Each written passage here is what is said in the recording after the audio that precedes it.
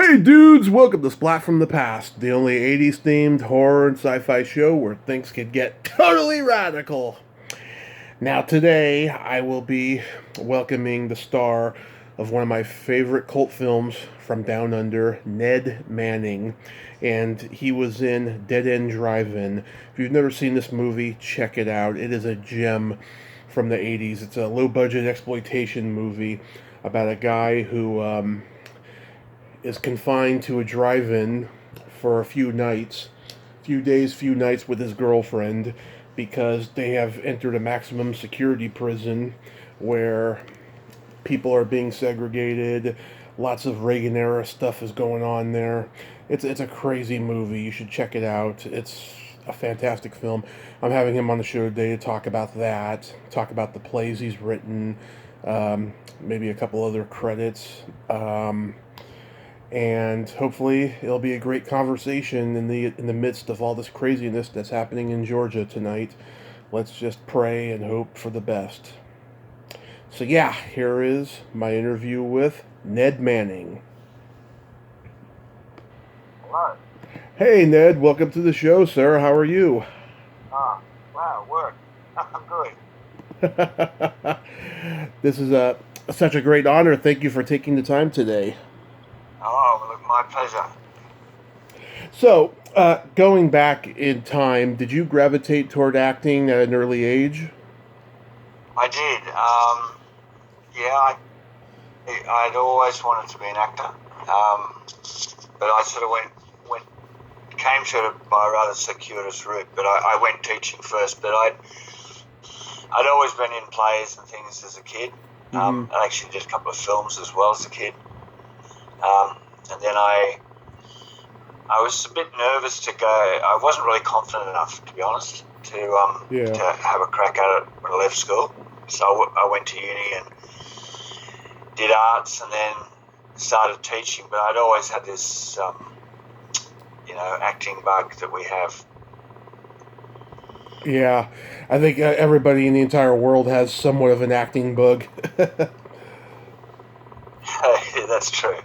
Yeah.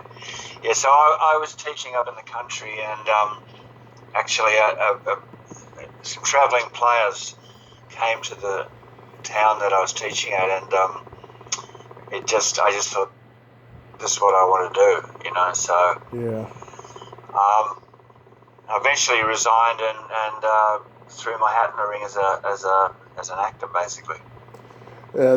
Your friends and family tell you, don't do it, it's a hard life? How'd you guess? That's right. My father was horrified because I had a secure teaching job. I had no training to be an actor. I was living in Canberra, which is our national capital, which had a couple of very small theatre companies, but no professional acting. So I had to give up a lot to do it. But I didn't take his advice. And I'm sure you don't regret it.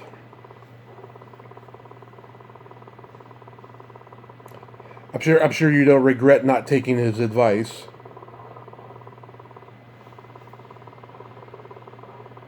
No, not at all. I think it's important in life to do what you want to do. Yeah.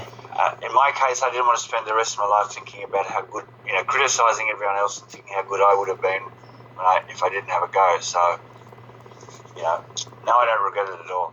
It's great. That's good. So you began working steadily. You were on a miniseries called Prisoner, which was about women in prison. That was very groundbreaking for 1981. It was before Chained Heat and later Cop Rock and all that stuff. That's right. Yeah, I did a lot of mini-series and series, and Prisoner actually was about. It was very radical for its time. It looks a little bit old now when you look at it, and they actually have updated it in Australia and done another series. Oh. Which is with the same sort of concept, and it's very popular. But I did lots and lots of television over those years. Yeah, that's good. That's really popular. Yeah. I guess every country in entertainment has stuff that's popular that gets rebooted, 20, 30 years later, like what we have, Yeah, yeah, that's right. It's sort of funny. But I was lucky because I started out in Australia. It was the sort of boom time in the 80s and 90s of our TV and film production, and so I was basically working non-stop for about 15 years, and I'd go from plays to miniseries to films to, Hmm. it was a fantastic time. It's much harder now. Oh yeah, I'm finding that out every day, how hard it is now.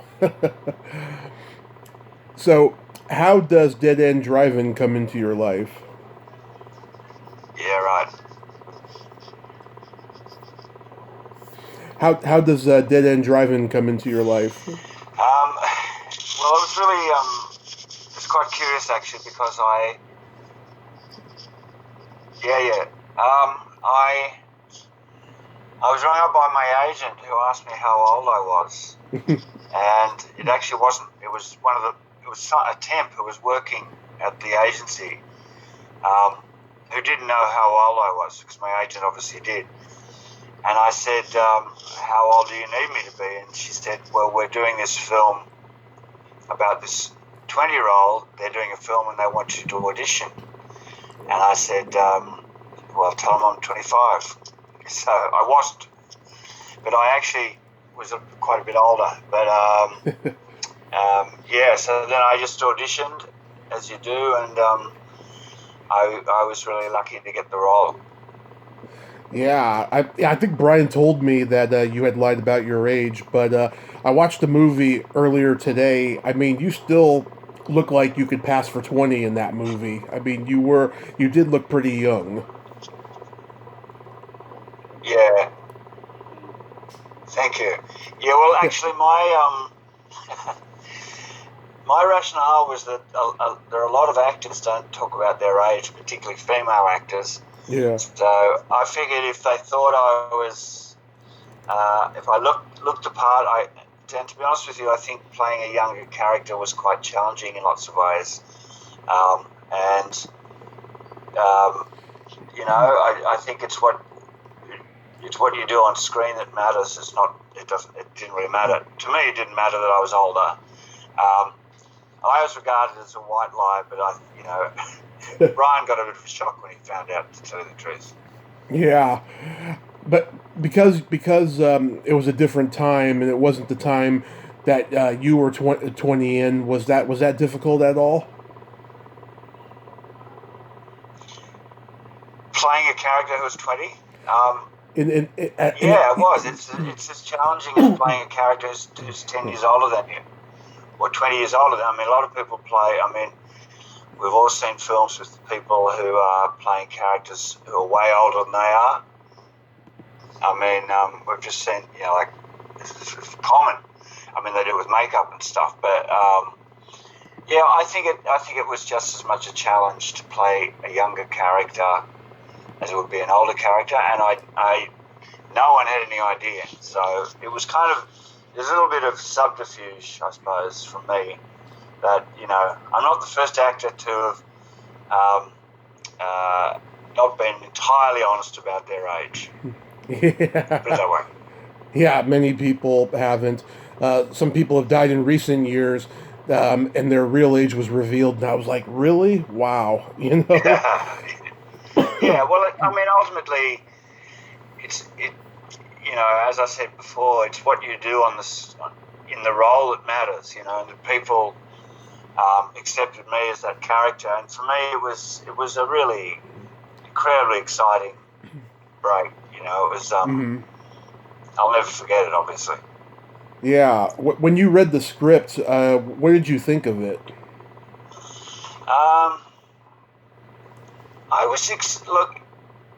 If you sort of looked at my history of my work and the work I've done since that, it wasn't the sort of the kind of film that it is wasn't the sort of film I would imagine doing, Yeah. which is one of the extraordinary things things about it. I mean, I've played a lot of country characters, and I've certainly never anything like this, and that was part of the challenge, and I had my own interpretation on it, and Brian and I, got on really well doing it. I think we're on the same page about it. So, yeah, I mean, it was exciting. I'd never been in any kind of thing like this, so it was amazing. Did you see it as a commentary on the Cold War and the Reaganomics of the time? Totally. Yeah, I did. I mean, it's really interesting with this film because with the kind of, we have a lot of issues about refugees in Australia, and a lot of commentators have come back to this film and said this is about, these kids were like refugees, like in a detention centre. And so that was important. There's kind of a racist undertone from some of the people who are attacking me in the film, the characters, and so I liked that opportunity that I could kind of befriend. There's one scene where I befriend one of the, I think, Vietnamese guys who was also in the drive-in. Yeah, I did. I thought it was. I love the book. It's based on Peter Carey's short story called Crabs, and I love that story, and I love the kind of post-apocalyptic kind of feel to it. So, yeah. You said you got along great with Brian. What's he like as a director? Oh, he's fun. He's really fun. I mean, I hope he won't mind me saying this. He's fairly eccentric, but he was really good. We had a really good relationship, I think, and he made me laugh a lot. And he gave me as much support as I needed. He was cool. Like he's a one-off Brian. There are not many like him. Yeah, I got that sense of him when I interviewed him. Did he give you a lot of creative freedom and let you improv or anything? He did, definitely did. And it's funny when you asked about the script, because quite a few scenes with the late Peter Whitford, who played Tomo, those scenes we were given pretty free rein. We did a lot of improv around that. That scene when I'm kind of I've worked out what's going on, and that we improved around that a lot, yeah. And we had Peter Whitford was a fantastic actor, and he was very good to me, and we got on very well. So there's a lot of improv. I mean, the dialogue lots of that was improv. Yeah, Peter Whitford, he's fantastic in the movie, and Dave Gibson as the leader of that gang is pretty damn funny, I have to say. Did he crack everybody up? Yeah, well, Dave was very funny, and he was a comedian. He was a stand-up comic, and the casting of that kind of gang, I think, was really inspired by Brian, because the other guy, Wilbur Wilde, the guy I had the big fight with, he was a big star in a band. I think it was Old 55. He was a sax player. And he was a bit of a legend, a rock star. Yeah. So he was good in that. There was a very quirky bunch of people. The kind of, I don't know, gang, for want of a better word. And I think they were really well cast. And Gary Hu was also in it. He was another stand-up comic, and I think that was very deliberate of Brian, because they brought a lot of, they lifted the film into another place, I think, in their performances. Yeah, Dave Gibson, oh my God, that hair that he has. I mean, you just take one look at him and you start laughing, Yeah, that's right. Yeah, he was very funny. Yeah. What about working with Natalie McCurry? She's actually, unfortunately, she passed away a few years ago. But this was her first job, first major acting role. And so it was kind of, I had quite a lot more experience than that. So we worked really well together. But, I think it was very challenging for her. but yeah, I thought we worked very well together. You two had excellent. I mean, Go ahead. Sorry. I was just gonna say you two had excellent chemistry. Oh, great. Yeah. I mean, it's hard to look at that yourself and see that. I find it quite hard to watch myself on screen, to be honest. That's every actor. Yeah. Yeah. What were you gonna say? Oh, I was just gonna say, no. She's a fantastic person. She was really lovely. She'd been, I think she was Miss Teen International or something. So, yeah. Yeah, she certainly did look like she was a model or something. That I love it when you two are being intimate in the back, and she has her breasts exposed, and she's like, "Do you like them?" like you're seeing them for the first time, you know? Yeah, exactly. Yeah, that was hilarious. Yeah, that was all pretty interesting. Yeah, I bet. Was that drive-in really called the Star Drive-In, or did it have another name? No, it was the old. It's funny, you know, like drive-ins are coming back, especially with COVID. In Australia, I don't know about America, but in Australia, they've become really popular. There's a lot of concerts happen in drive-ins, and even drive-in movies are back. So, but it was called the Mapreville Drive-In, and it was the last drive-in in Sydney. Mm-hmm. And it was a fantastic place. It was quite eerie, because most of what we did was shot at night. Yeah. So it was quite. It was like being in another. It really was like being in another world. It was quite crazy. Yeah, it was a lot of night shooting, and it was probably a physically demanding role for you. Yeah, it was hugely. I mean, I think it was. Well, I was in every scene pretty well, and it was. I think we did a week of day shoots just for the preliminary stuff. And then we did a bit of day and night. Then we did like 4 weeks of all night shoots, which was pretty intense. But yeah, and I had to go to the gym every day because I had to look younger than I was. The character had to be super fit. So I was doing like an hour and a half in the gym before I went on set every day pretty well. Yeah, the soreness, that'll do it. Yeah. Yeah, our whole. Yeah, that's right. Exactly. Yeah, our whole society is getting pretty close to this movie now with this pandemic and the drive-ins coming back. You know, I hope I want the drive-ins to come back because I missed them. You know, but I don't want our whole lives to be a drive-in or the virtual stuff that's going on. You know.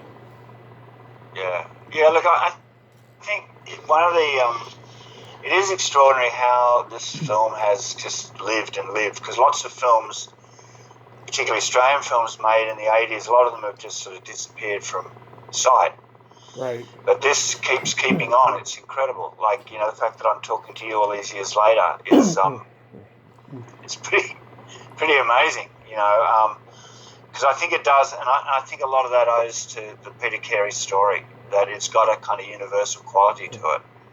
And seems to, like, as you say, like it's the whole idea of internment and being locked away and all that stuff is what we're all living through. Yeah.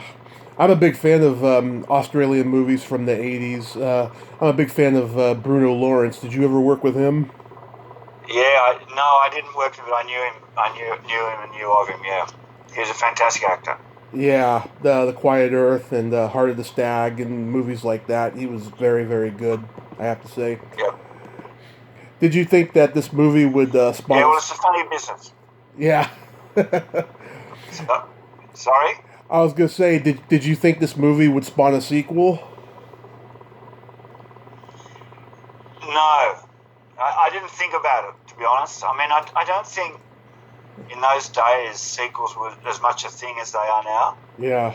I mean, maybe Brian can write one and bring old Krabs back. But no, I just thought it was I was a relatively young actor, and it was like it always been it's every actor's dream to play the lead in a movie. So I spent a fair bit of time pinching myself, and I actually got a lot of work straight after it in other things. So but But yeah, I never really considered a sequel, to be honest.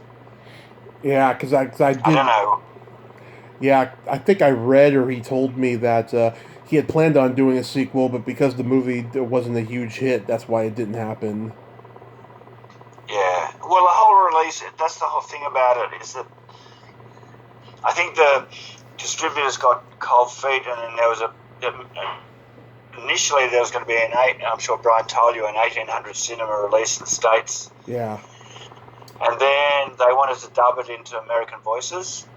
And I was kind of at the forefront of the Australian, of us sort of launching our own industry. Mm-hmm. And so I thought, I didn't think there's any need for that. And as history's proven, lots of Australian films have done well in America. So, I think, I think it was kind of important. Mm-hmm. Yeah. After that movie, you were on a series called Pals. Yep. You've done your homework, Tommy. Yeah. I mean, I must confess, I haven't seen a lot of the other stuff that you've done, but I'm pretty intrigued, by it. How was that experience? Well, Powell's was fantastic. I mean, I literally went from Dead End Drive-In to Powell's, a couple of months later. It was a 10-part kids series, mini-series for children, and it was really popular. It was on the ABC. It's very hard to get. I got a copy of it, but I don't know it's hard to track a copy down. I do have a copy, but it was on there. We've got a national broadcaster called the ABC, and it was on the ABC, and it had 3 reruns, and it was really, it played at 4 o'clock in the afternoon. It was about a guy and his son. The guy was a stuntman who was sort of absconding with his son, so it was sort of a father-son story. But it was a polar opposite to Dead End Drive-In in theme, and I was playing a kind of dad, and it was a very different kind of character, much more my age actually. Cool. But it was good. It was a fantastic experience. But a lot of things you do, especially in television and in film, but they kind of disappear, which is kind of one of the great things about the ongoing story of Dead End Drive-In. It hasn't disappeared. I mean, it's quite amazing. It is amazing, yeah. Did you feel weird at all going from being a action hero to being a dad? Not at all. I mean, that's an actor. I mean, the whole thing with, you're an actor. So basically with Dead End Drive-In, every day was another day's work. So I just worked out what the character wanted, all the things you do as an actor, what the character wanted, what their challenges were, etc., etc. And I just played the role. So when I went to another job, interestingly, he was a stuntman, so he was a bit of an action hero, but in Powell's. But no, it's just that's what you do as an actor. The script comes along, so you serve the script, whatever it is. Mm-hmm.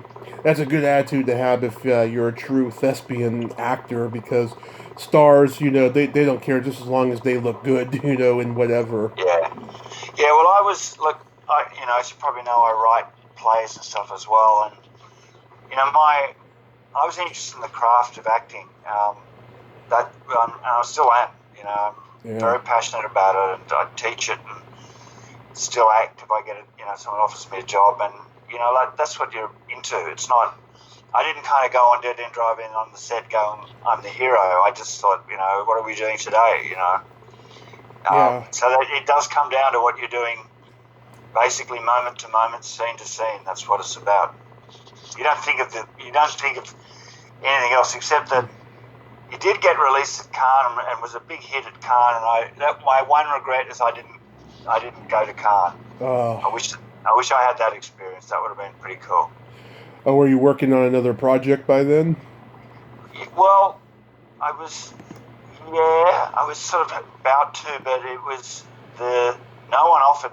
In those days, they didn't necessarily, the producers didn't say, well, you got to go to Cannes, which they would now. Like, we were kind of, I don't know, bit isolated Australia. We weren't the global thing hadn't happened in those days. If it happened now, would have been on the first plane there. The producer would have made sure of it. Mm-hmm. Natalie went to Cannes. She did. She went. There's a big poster of me on the beach as big as a building, apparently. Yeah. She took a photo of. But it was well received. That's the funny thing too. It was really well received, and the reviews when it first came out in the Hollywood Reporter and places like that were amazing. They were really good. That's good. In Australia, they only put it on for a weekend and took it off, so it didn't get a chance. Yeah, but it was a pretty big VHS cult hit, you know. I know. Yeah. You know, I watched it in my late teens, early 20s. It got me through a pretty dark period in my life after my grandmother had passed, and I was doing nothing but watching movies at that time and learning how to write screenplays, and I've just had nothing but just the utmost respect for the movie because it's a pretty entertaining movie. Right. Yeah.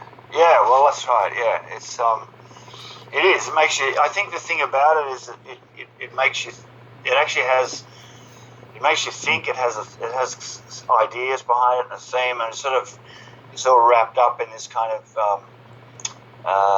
stunts and all of that, and the car chase and so on. But there's actually a much deeper meaning to it, and I think that comes from the short story, and I think that's probably why it's last. I mean, I get it blows me out. You know, I get contacted relatively regularly.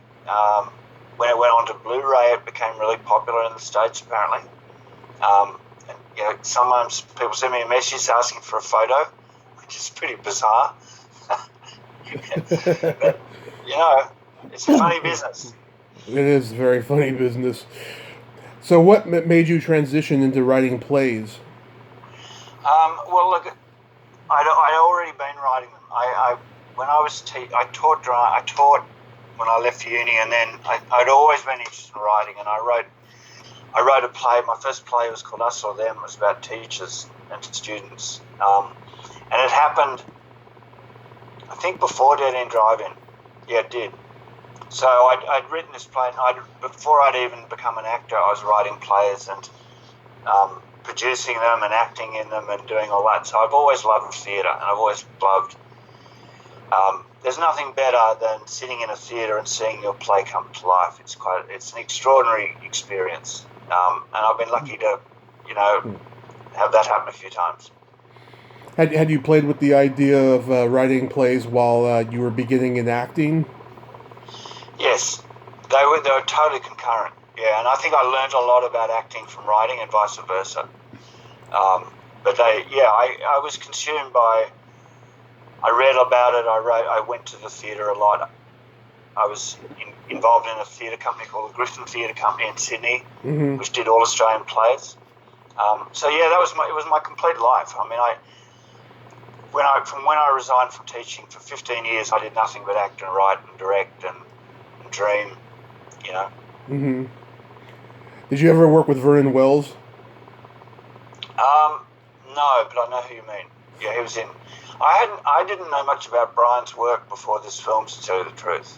Mm-hmm. I mean, I'd obviously heard of Turkey Shoot and some of the others, and there's one called BMX Bandits that you would know about that Nicole was in, and I kind of knew of that, of course, but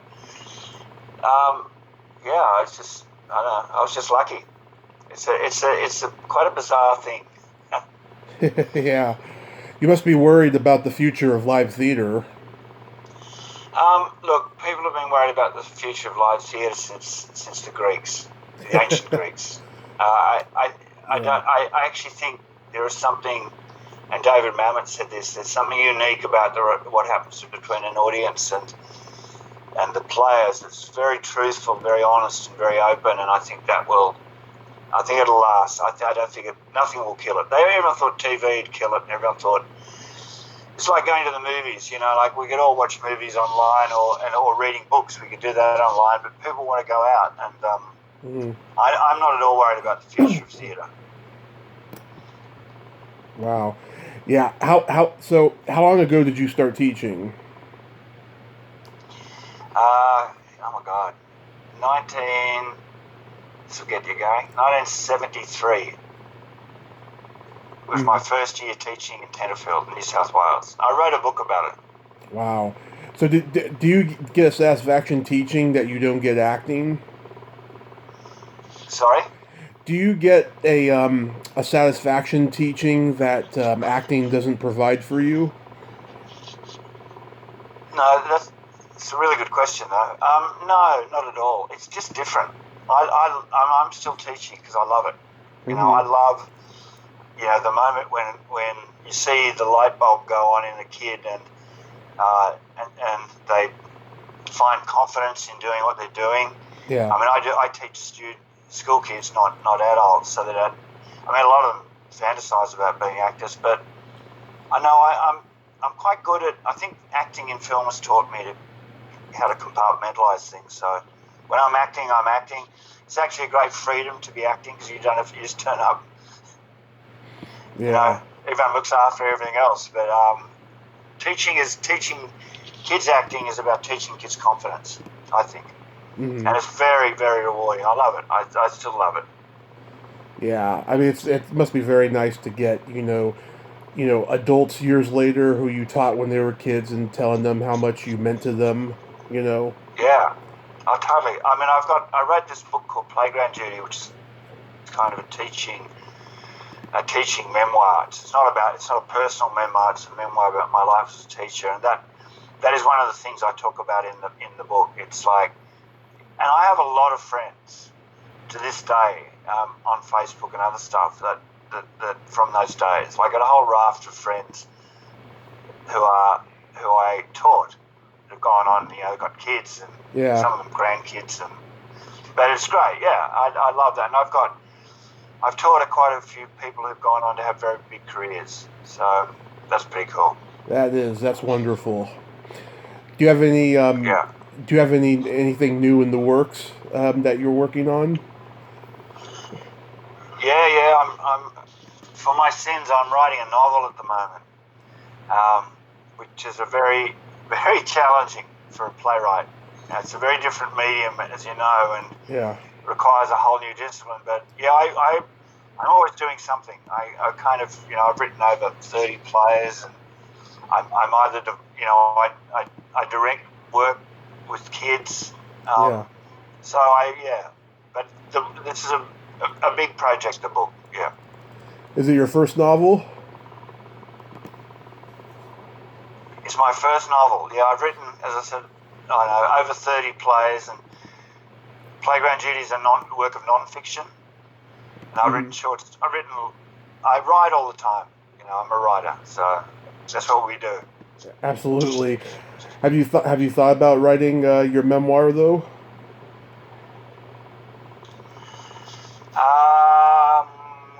Sort of. We'll see. This book is a real, it's like I was saying before about acting. I tend to focus on what I'm doing at the time. I don't worry about the future too much. Yeah. It'll look after itself. Yeah. This is such a massive thing, writing a novel. It's incredible. Yeah. I mean, it sounds like you have a pretty good, story, about a really good journey that you can share with the world. Well, yeah, I suppose so. I don't know. Yeah. We'll see. There's plenty of time. All right. Well, Ned, I thank you so much for coming on today, and please stay safe because we need wonderful people like you in this world, and continue success with your writing, and have a happy New Year. Thanks a lot, Tommy, and I really appreciate you inviting me on your show. It's my pleasure. Really cool. And thanks for your great questions as well. Oh, I try. My pleasure, and have a great day. All right, mate. Take it easy. Okay. See ya. Bye-bye. Well, there you have it. Ned Manning. Ain't he a cool dude? Oh, what a nice man, huh? And great stories there, and just very passionate about writing. That's wonderful. Well, that's all the time we have this week on Splat from the Past. Till next time, this is Tommy Throwback Kovac saying There's no shame in living in the past, because the present sucks. Later, dudes.